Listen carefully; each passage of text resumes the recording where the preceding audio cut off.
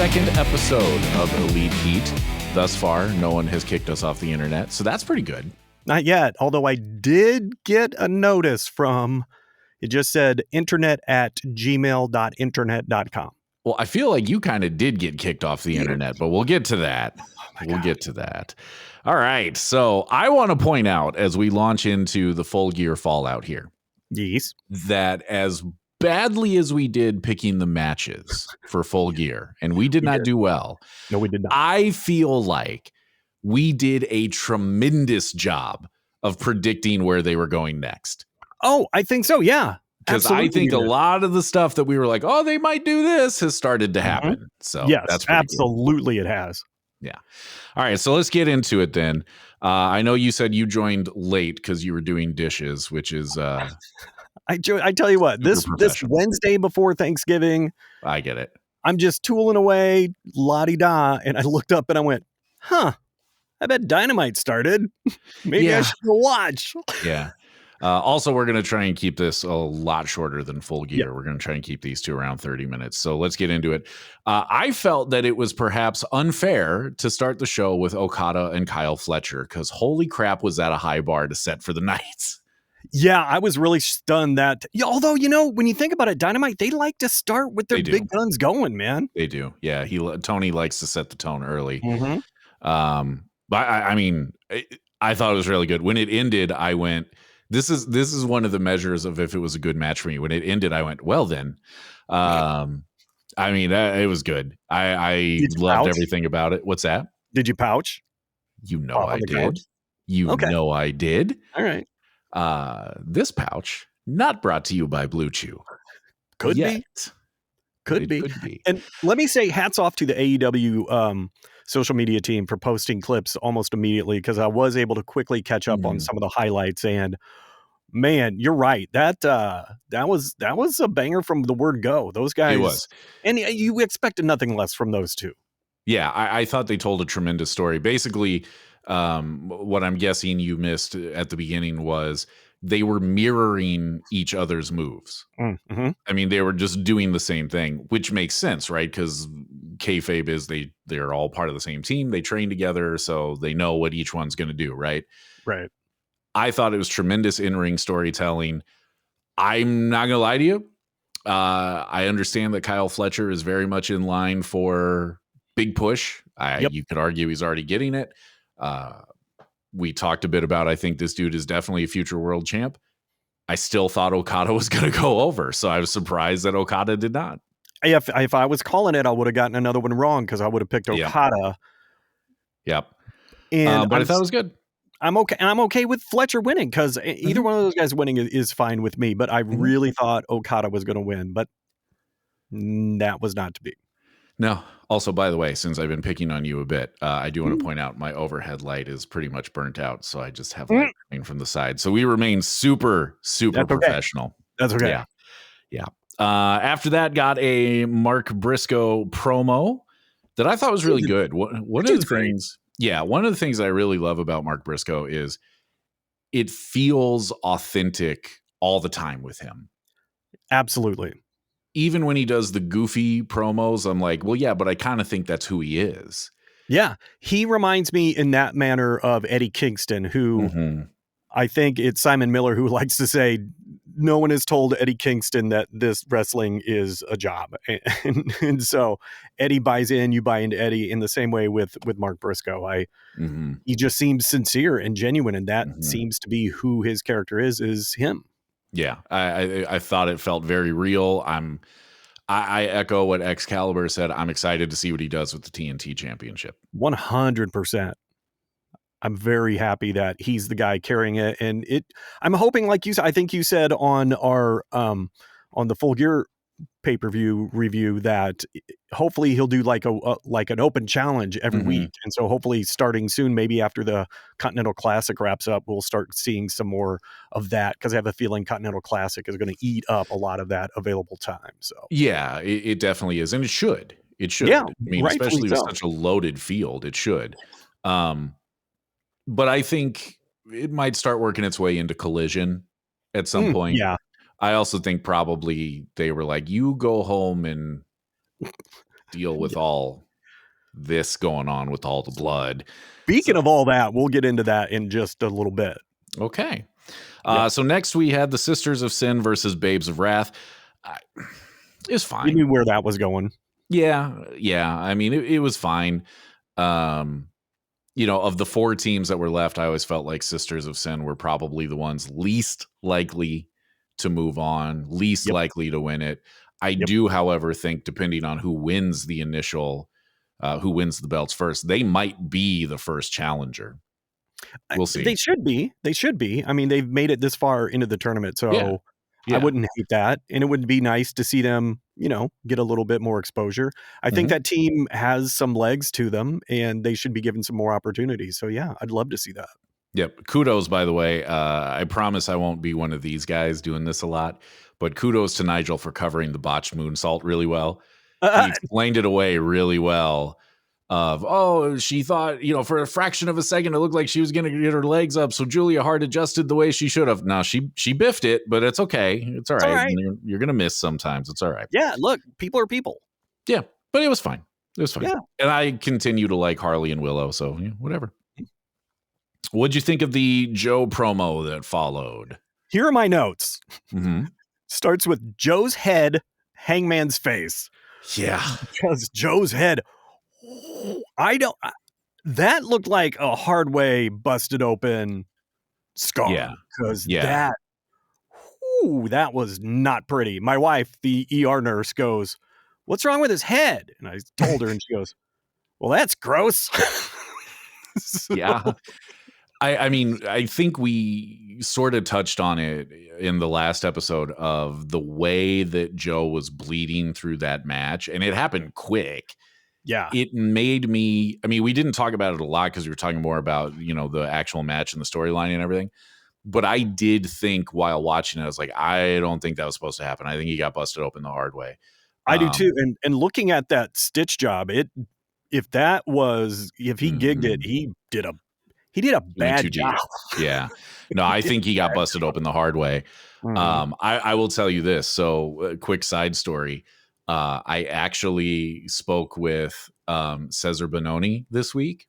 Oh, okay. He was in AEW for a while, and I'm actually going to work with him to try and be less thick.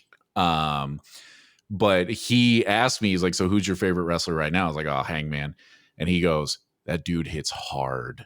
So I don't know if Hangman busted him open accidentally or if it was probably the cage, but either way. I think it was that cage shot because I think he took it to the support. Yeah, I think so too. Yeah, not the mesh. So yeah, that's not stunning. So I wasn't. Is it surprising Hangman hits hard? No. You can just tell he's laying him in. Yeah. Yep. I think he takes the Rob Van Dam, AJ Styles approach of if you can't handle this, you're probably in the wrong business. So 100%. Yeah. Yeah. Yeah, his head looked gnarly. And then real quick at the end, when Hangman became an actual Hangman, that was pretty gnarly. It was. I like the idea that Hook purposely made himself the weak link. Purposely was tapping and losing these multi-person matches. I liked that. I thought that was clever and like, I see what you guys did. Look at that. Aren't you crafty? And see, that's the kind of thing where I have to, when people go, AEW doesn't tell stories. Yeah, they do. You're just not paying attention. Yeah. Because that was storytelling from the word go. Mm-hmm. And it's only when you look back in hindsight and go, oh, yeah, that makes sense. Mm-hmm. Yeah. So, again, hats off because I think Hook did a great job. And he makes a good squirrely heel right now. He does. So I like that. Yeah. Yep. Other things I wrote down. How long is the walk from the backstage area? Because boy, it seemed like Hangman and Swerve took forever to get there. Well, they were carrying heavy chains. Well, that's true. And they didn't come out of the ramp. They came through the crowd. And Hangman had to order a shot. I did, however, really enjoy the way that they shot that and everything with them stalking the ring. I thought that was really good. I thought that was really cool. That was really cool. I love that they didn't say anything. I hoped that they wouldn't, so I'm glad that they did that.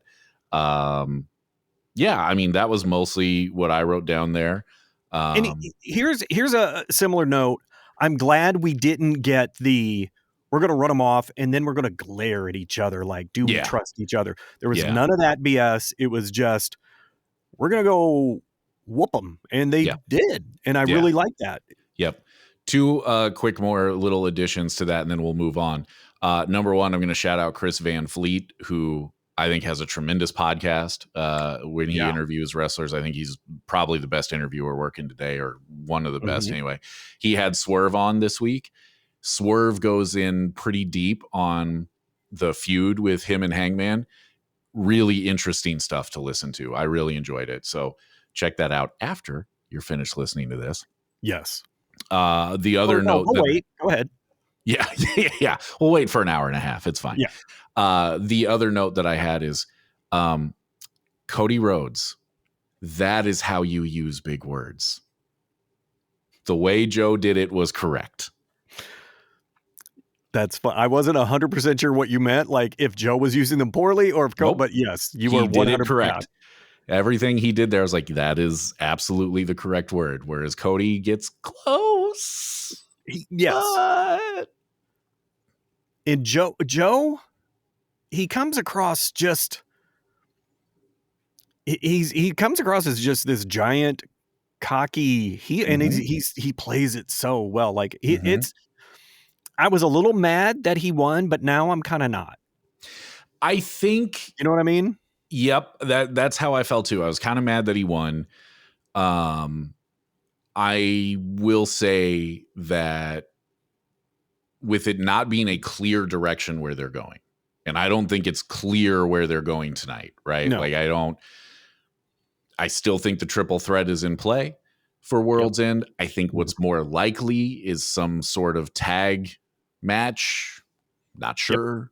But I feel like Tony's going to want to get the title on the card, but I don't know. Wouldn't shock me to see Shibata and Hook against Hangman and Swerve. Yeah. Or Powerhouse. Yeah. Yeah. It could be Powerhouse and Shibata or Powerhouse. Yeah. They're probably going to keep Hook away from them as well as Joe away from them for a minute. I think so too. Yeah.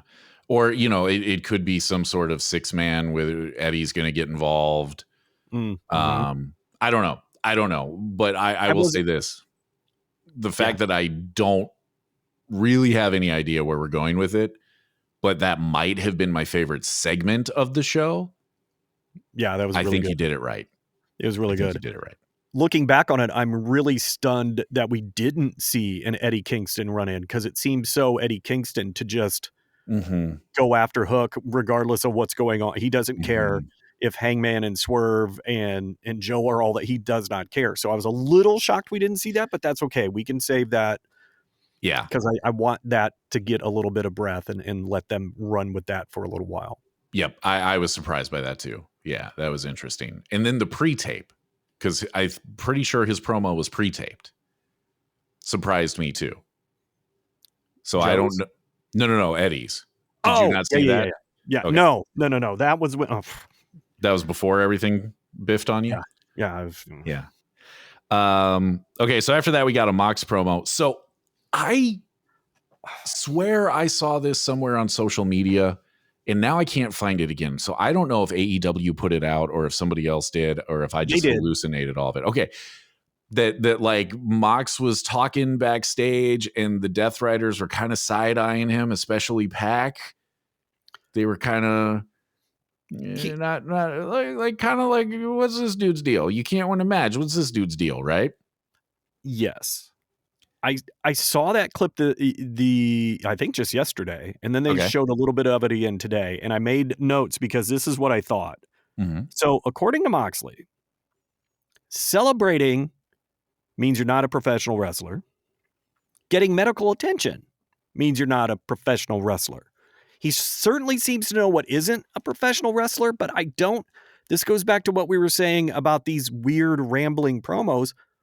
So what is your point, Mox? I'm still not clear on what you're saying. So you tapped out, but Kyle went to the hospital. So you're the professional wrestler. I guess I don't understand it.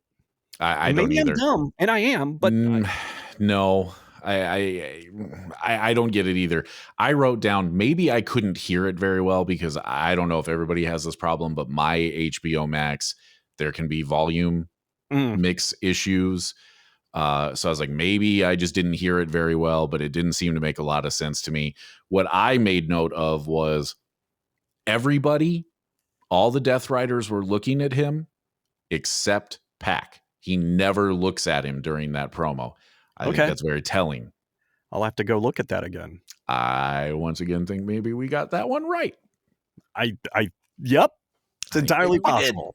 Yep. Entirely possible. But we'll see. So then Mox versus Mascara Dorada. I just wrote down Dorada so I wouldn't forget. Mascara Dorada. There we go. I can't roll the R's very well. But I know that the line means the emphasis goes there. The accent means the emphasis goes there. Is it tilde? Tilde? No, that's the wavy line. Oh. The accent is just the like apostrophe looking deal that goes over a letter. The apostrophe that got drunk and fell over the other way? Uh-huh. Yeah. Okay. Got it right. Yeah. Got it in one. Yeah. Good job. Proud of you. The dive. I thought they were both dead. Too. I thought they were both dead. I was like, oh my God. Here's what I wrote. Mox dive, exclamation point. And then I said, so is that now a death dive? A dive rider? What are we looking at? I said all of the above. The way that he came through there, I was like, first of all, I was like, I'm not sure this is a good idea just off the height discrepancy. But then I was like, oh no. And boy, he saved it at the last second. But I thought at least Mox was dead. If they not both of them bent the wrong way. Yep. And it didn't look comfortable. Nope. No. So I definitely wrote that down. I liked that Moxley had to really work for this one. It felt like he got drug into the deep water on this one. And it wasn't very long ago that's not what would have happened there. I thought for a minute Dorada was going to take it and we were going to continue down the path of Mox losing. I was a little surprised that Moxley won. But I don't know if you noticed, I wrote this down. Maybe up until this point, it was line of the night for me. But at one point, he's on the outside going in. Someone from the crowd yells, "Get the fork." And he, without missing a beat, goes, "Not tonight." And he gets in the ring. I totally missed that. But that's so funny. Yeah. He's made me laugh. I have long believed that he is at his best when he's in the ring. And by that, I don't even mean wrestling a match. His in-ring promos are the best ones that he does. He's not as good backstage and on the pre-tape and all that. It's when he's face-to-face, and I think he just works better that way. I'd like to see them do more of that. What's that? That live crowd energy, I think that helps him out a lot. Yeah. I think so too. I think he's much better on his feet in the ring than anywhere else. So I'd like to see them do more of that with him. Yes. But like I said, I like that he had to work for it. I think it keeps the storyline that he's not at the top of his game going. It's more fuel for the Death Rider breakup fire. Yep. So the only other note I have was, did Dorada do a 2-winged angel? Was that move near the end? What was that? I don't know what that was, but when he had him on his shoulders and the out of the electric chair. Yeah. I don't know, cool. But it was cool. Yeah. It was cool. And I was really impressed by the way Mox was able to flip through it. I was like, that whole thing was there. I'm really like, good. Where are we going with this? But that was impressive. Yeah, that whole thing looked really good. I was very happy. That whole match, that was a surprisingly good match for me. I really thought that was good. So the last thing that I'll say about it is, not that long ago, I would have seen Jon Moxley in this field and gone, "Oh, he's winning," because of course he's winning. Yeah, I was thinking about it. I think during a commercial break or something. Not only do I not think Jon Moxley's winning this, I don't think he makes the final. He may not make the semifinal, but I don't think he makes the final. Huh. Okay. I mean, he's going to have to go through. I think Orange Cassidy might beat him. I'm going to be really intrigued by the him and Claudio matchup, especially after tonight. Yes. I don't know who wins that one, but he's in the league with Takeshita, and I think Takeshita's coming out of it. So he might make the semifinal. He might get to, I mean, he probably will just to get him on the card at World's End. Mm-hmm. But I think Takeshita's going over. I don't think he makes the final. Okay. I won't argue that. I remain utterly convinced until I am presented with evidence to the contrary that the final will be, especially because Takeshita is in a separate league from Okada and Fletcher, that it's going to be Takeshita and then one of those two dudes. I think the semifinal may end up being Okada and Fletcher again. And, you know, obviously it's whoever wins that. So, and I don't know who's going to win it between the two of them, which is super fun. I prefer my wrestling that way. So absolutely. Toni Storm, here's my question to you. Is she the best promo in professional wrestling right now? Yes. I agree. And she overtook the not tonight, get the fork, not tonight with, I wrote it down. I don't want to mess it up. Okay. It made me laugh so hard again when she called them slop tarts. Yes. Thank you, Toni Storm. I died. I laughed out loud. I died. I pouched. It was amazing. Yes. Okay. Dude, all right. Wait. First Elite Heat t-shirt. I pouched for slop tarts. Huh? Yeah. Huh? No, I'm very on board with that. All right. Very on board with that. Yeah. We'll get on that. Yep. I thought the Statlander promo that followed was confusing. I don't get it.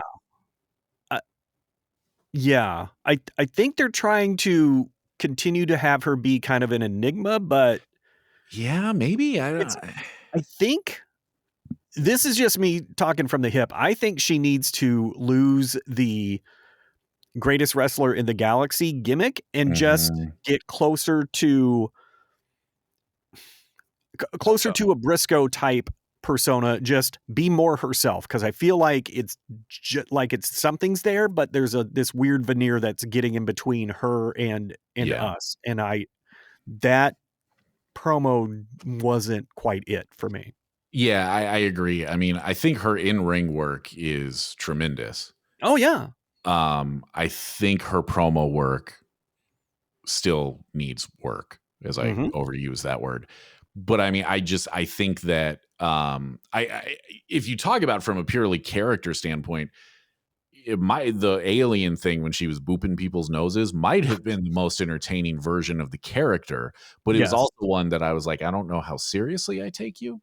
Right. And how far can you take that? Like, okay, yeah, that's got a shelf life. And it did. We're done. Yep. Yeah.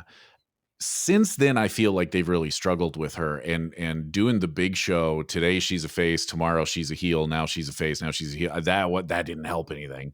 No, it didn't help anything at all. The thing between her and Willow just ending was super weird. Yeah, so that didn't help her at all. And I think they got to do some character work there and figure out exactly who she is, because that was weird and confusing. And I'm sure it's teasing something. I don't know what. Yeah, I don't. And either. I feel like if you're going to put that in a show, it should have a point. You only do 3 hours a week. I mean, right. And that point isn't going to be made until at least next week. So yeah. I mean, maybe they'll do something on Collision, but I doubt it. Yeah, I doubt it. But I'm willing to give it to next week, and we'll see. But we'll just have to see. Yep, I agree. Okay, so this is, I know, where your internet or got weird, or Prime. My internet was fine. Amazon Prime can suck it. Yeah. I get a text going, it says it's over, and I was like, nope. Yeah, in the middle of the Derby match, it just says this event has ended and stop broadcasting. I'm watching HBO Max through Prime. I get on. I'm with their service people, and this guy Zay, like that's a real name, says to me via text, "Yeah, the event's over." I go, "No, it's not. My friend Tim is watching it right now." We go back and forth, and this was his answer. Then maybe you should watch it with your friend. Okay. That's not very helpful, is it? No. Did you get like a feedback survey where you could? No, I ended the chat in anger, and I angrily touched my phone hard. Yeah, I don't blame you. I would have done the same thing. That's another t-shirt idea. I angrily touched my phone hard. Maybe a little wordy, but we'll work on it. Touch my phone hard? Question mark. There you go. So not surprisingly, Kevin Knight and Darby were really good, really, really good. Man, that should have been the main event, in my opinion. I did see Kevin Knight jump from the mat to do a Hurricane Rana on Darby, who was sitting on the top rope, and he didn't touch anything but Darby. I was so impressed. I was like, I don't think you saw this because you were dealing with the issues. Kevin Knight hit the best coast to coast I've ever seen.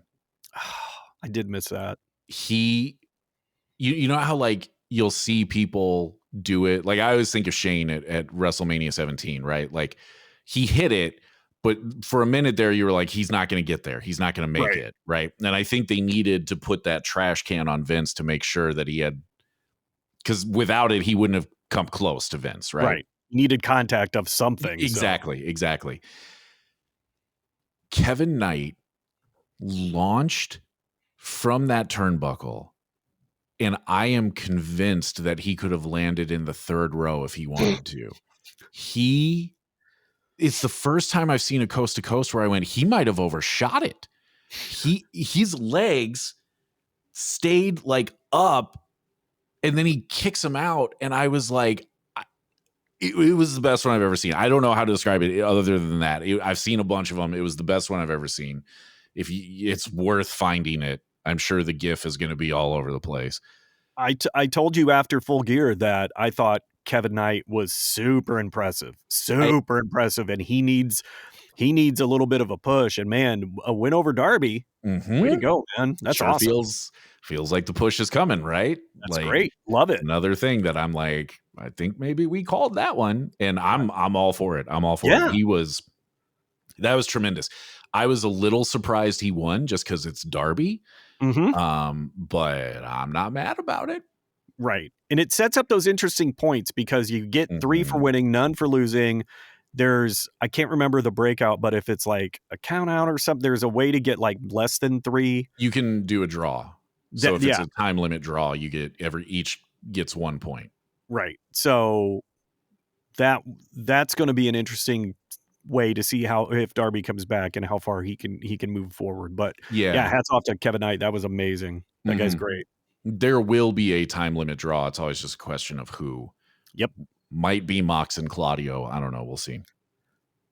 That's a really interesting. It might be. Might be. I kind of thought Okada and Fletcher were going to do it, but I'm not mad about it. I'm not mad about it. After that, we got the Eddie promo that we referenced earlier. It was Eddie. It was Eddie being Eddie. I'm never going to complain about that. It's really all I ever say. I'm not going to complain about it. Unfortunately, Prime screwed me and I missed it. So. Oh, right. So it's a quick.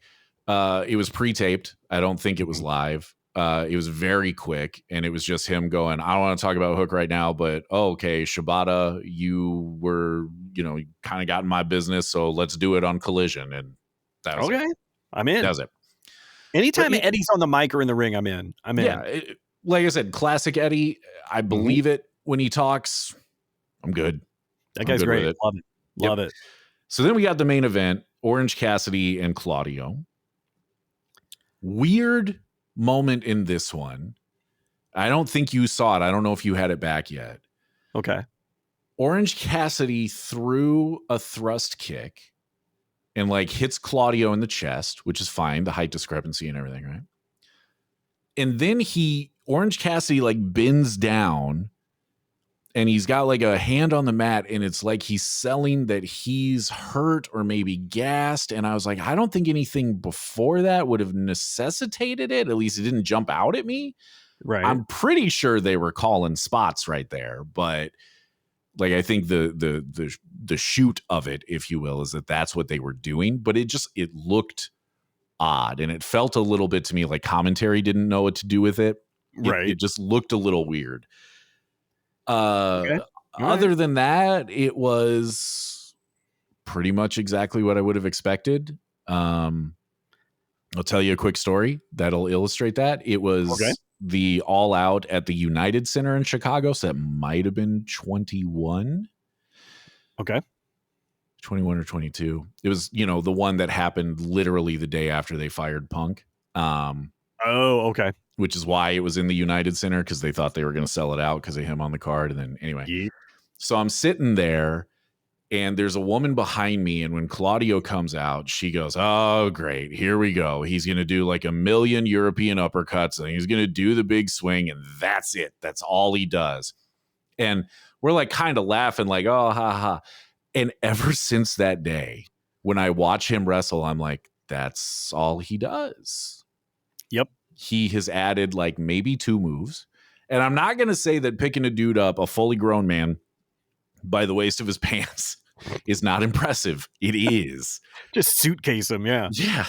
But I was like, I'd kind of like to see you do something different. And I feel like, the narrative around Claudio forever has been, why has this dude not broken out? He's got the look, he's got the athleticism. Why is this dude, especially when he was in WWE, he feels like a guy that Vince would have just been all about. And right. I kind of think that's part of it. I kind of think he needs to develop the moveset a little more. I think he needs to develop the moveset and a bit of a personality, because right now he's just a thug, and he's a big one, and he's a strong one, and he's impressive looking, but he's not even as entertaining as Jake Hager was. Interesting. It was Jake Hager, right? Hager, but yeah. Hager. Yeah. It doesn't matter. He sucks. I don't care for him. I'm not a fan of his, but he was at least he was somewhat entertaining, even if it was buffoonish. He was a little. The stuff with the hat was pretty good. I'll give you that. That was pretty good. That I didn't enjoy, but at least that's interesting. He was a little more memorable in that regard. But like with Claudio, it's like, oh, okay, you're right. He's going to come in. He's going to just uppercut the daylights out of you. He's going to spin you around. Although at Full Gear, when he spun 2 people around at once with Orange hanging on his neck, that was kind of cool. Yeah, and I don't know if you saw it. I don't know if you had the show back yet or not. He hit Orange into the boards twice, right? Like he swung one way, and where they have that kind of cutout for the timekeeper's table.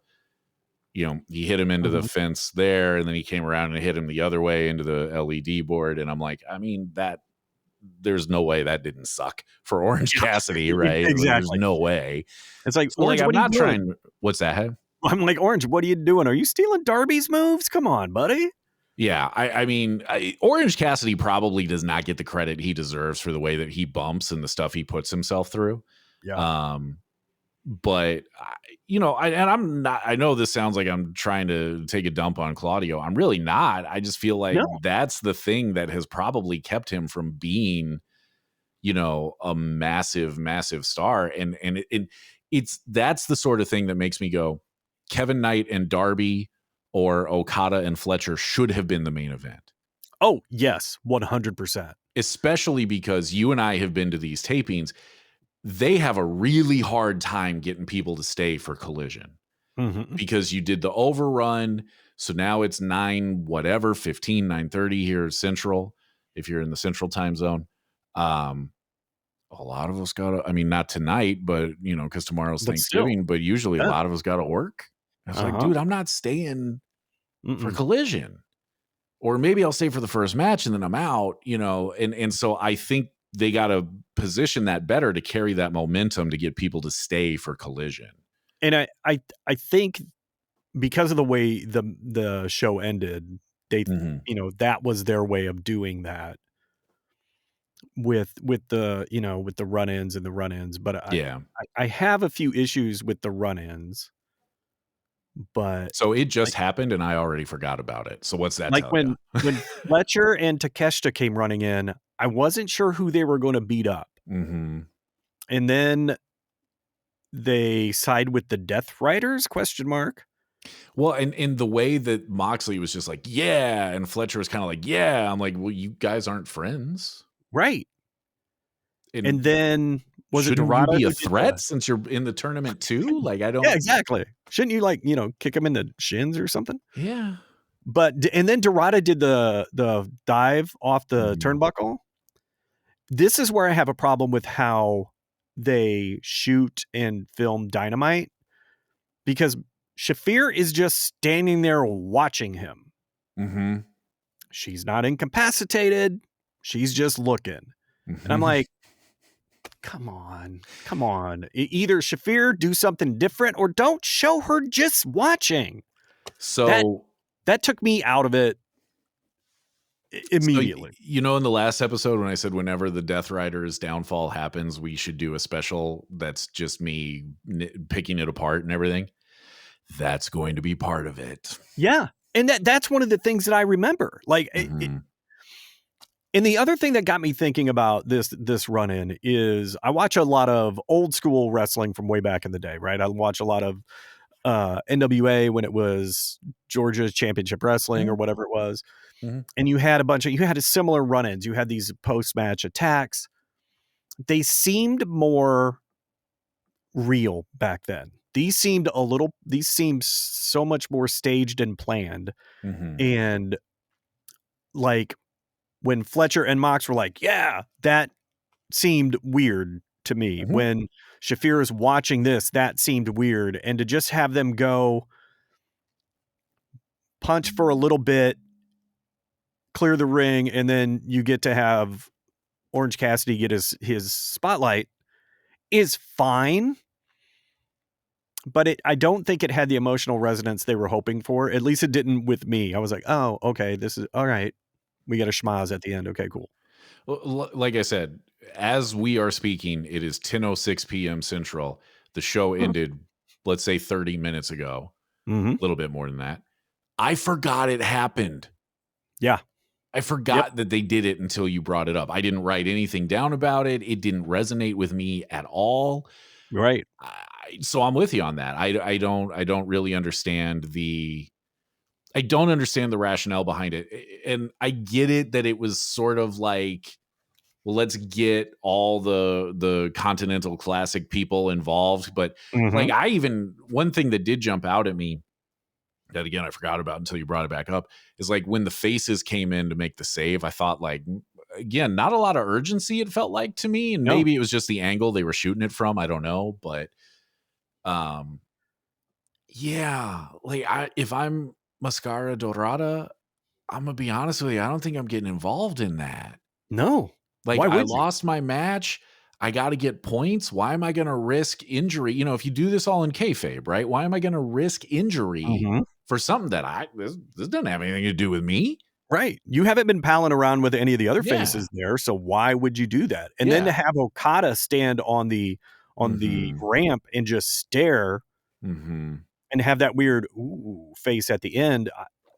I know they're teasing something, and then you show Kyle and Takeshita like they're on the same page, and Okada's not on the same page, clearly. Yeah. But I think we already knew that, so that was, I don't know, it was just a weird ending. I'm probably not going to use this term a ton, but I think that, we're going to see people online saying it was overbooked. I would agree with you on that. I think they overbooked that. I think the match should have been the match, and that was it. And if you wanted to have, although this still only sort of makes sense, if you wanted to have the Death Riders and the conglomeration mix it up, I guess, right? Because Mox and Kyle O'Reilly have been going at it. But I kind of feel like the conglomeration had more beef with the Don Callis family, and maybe that's what they were trying to do. Right. But I don't know. I don't know. It didn't make a lot of sense. Because, God, what's his name from Paragon? Not Kyle O'Reilly. Oh, Roderick Strong. Strong came out, and that's who Fletcher, I think it was Fletcher and Takeshita, that's who they focused on first. I think so, too. So maybe that's it, but there wasn't any comment on the commentary, so it was a schmaz that really schmazzed out, and it didn't, whatever. I would have rather, here's what I find interesting. You've got Claudio that won, you got Mox that won. I have a feeling Pac is going to Pac is going to win. I don't know. I've heard both. I think Pac's going to win his. So now you have 3 Death Riders potentially having 3 points going to the next phase. Is that where we're going to start seeing that splinter happen even more? I'm really interested in, the most interested I am right now is Mox Claudio. Yeah, I think that's very interesting. I think the Don Callis stuff is basically the same thing, right? It's basically the same story, but I'm still interested in it. Mm-hmm. And I do think that they did a good job of making sure that, tag partners are going to face each other. Yeah. Like Speedball and Kevin Knight are going to face off because they're in the same league. Mm-hmm. There's another one too, and I don't remember what it is now, but there's another one. Yeah. So I mean, it's very interesting. It's a very interesting tournament. Mm-hmm. I'm in, Yeah. but I don't think we need to do a bunch of these scrums at the end. No. That doesn't And make when any I said sense. I'm really interested, this is the most interest I have in the Death Rider storyline is what happens between Mox and Claudio. Yeah. That's what I was inferring or implying. Oh yeah. No, yeah, I got that. This is the most interested I've been in the Death Riders in a long time. Yeah. Long Yeah. time. I will say though, I do think going back to Moxley, I think he looked really good in that match and looked better than he has in a while. And that dive helped a lot. That dive rider that he did, or death Whatever. dive, whatever we're Yeah. calling it. I like dive rider. I think dive I like rider that is too. John Moxley, dive rider. New t-shirt idea? Dive riders? I don't know, but I definitely am like hearing the Knight Rider theme song in my head now. So that's fun. That's how you avoid copyright right there. John Moxley is the dive rider. Yeah, clearly we should stop on this one. Yeah, I forgot what I called it. Yep. Overall, what do you think? Pouch or slouch for this show? I would say pouch overall. I think that Darby and Kevin Knight and Kyle Fletcher and Okada were that damn good. Mm-hmm. I think the rest of it I would have been fine with. Like the rest of it's fine. You know what I mean? To above average. If that was all the show had been, I kind of would have been a little bit like, boy, way to fumble coming out of Full Gear.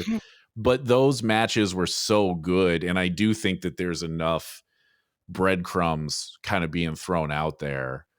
Yeah, I thought it was solid. I thought it was a solid episode. There's enough in it that made me go, yeah, let's, Yeah. I'm Plus, good. we didn't even mention Toni Storm talking about how it's going to be a death match. Yeah. Next week. Not too far from us. Yeah. Just saying. Just saying. I would have preferred that be today. Well, yeah, me too. We'll have to work, but me too. Again, unless someone would like to come along and give us money. Blue Chew, we're looking at you. Or really anybody. I don't even care at this point. Anyone. Yeah. What was my first t-shirt idea they could sponsor? Pouch. What was it? I don't know. I'm gonna have to listen back. Yeah. Because I liked it. I think I had 3 solid t-shirt ideas, or at least 2 out of the 4. I'm not saying that you didn't. I'm just saying I didn't remember them. No, I didn't either. It was kind of like a run-in at the end of Dynamite. Mm-hmm. Yeah. Yeah.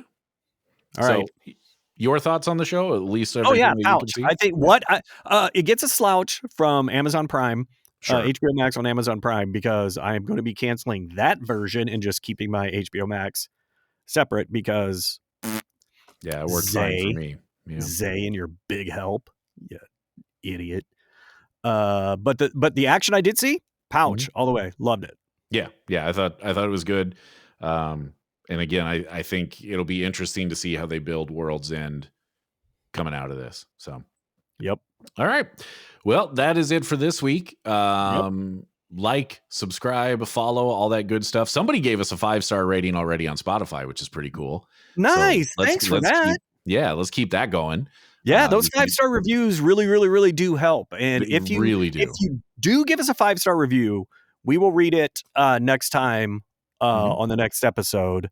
And you can officially become, I think we should call our listeners Slop Tarts. All right. As long as Toni Storm doesn't sue. Yeah, all right. All right. It's fine. Look, we're not going to get enough 5 stars that she's going to find it now and we'll forget by next week. So it's fine. That is 100% accurate. I know, but the subscribe, follow, leave those reviews. It all helps. You can find us on pretty much every social media at Elite Heat Pod.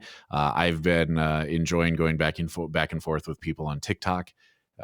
There's a guy who solely felt that Hangman sucks, and that was really all he said. And his profile picture was Cornette, and I was just like, "That's the perfect profile picture for that comment. Well done. Yeah, that makes sense. Way to be on brand there, bud." Yeah. But plus, I mean, if you know anybody that likes wrestling and likes this type of thing, tell them about us. Yeah, absolutely. And okay, we went 45 minutes. We'll get this cut down. We'll get it shorter. We're going to try to stick around that 30-minute mark, but we're getting there. Yeah. All right. So overall, solid show, and we will see you next week. Yep. See you, Slop Tarts.